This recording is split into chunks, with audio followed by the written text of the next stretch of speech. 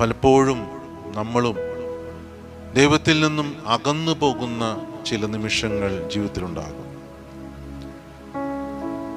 ചിലപ്പോൾ നമുക്ക് പ്രാർത്ഥിക്കേണ്ട ആവശ്യമില്ല എന്ന് തോന്നും,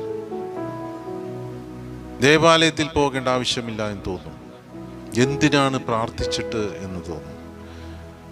ചിലപ്പോൾ നമ്മൾ ദൈവത്തെ തള്ളി പറയുക പോലും ചെയ്യും.